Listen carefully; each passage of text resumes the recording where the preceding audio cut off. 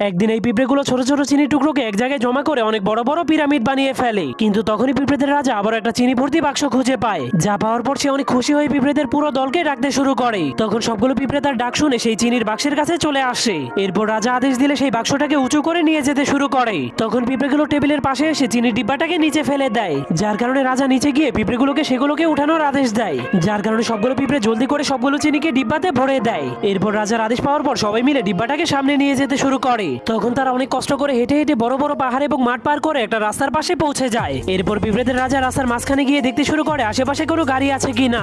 অনেক ভালো করে দেখার পর সবগুলো পিঁপড়ে ধীরে ধীরে রাস্তা পার হতে শুরু করে। কিন্তু তখনই হঠাৎ করে একটা গাড়ি আসতে শুরু করে পিঁপড়েগুলো চিনিগুলোকে ফেলেই সেখান থেকে পালিয়ে যায়, যার কারণে তাদের চিনিগুলো গাড়ি চাকার নিচে পড়ে নষ্ট হয়ে যায়। এজন্য পিঁপড়েগুলো সেই খালি ডিব্বাটাকেই তাদের বাড়িতে নিয়ে যায়। তখন তারা দেখতে পায় অন্য পিঁপড়েরা চিনির মাধ্যমে পিরামিড তৈরি করছে, যা দেখার পর পিঁপড়েদের রাজা বুদ্ধি খাটিয়ে সেই খালি চিনির ডিব্বাটাকে পিরামিডের উপরে নিয়ে যায়।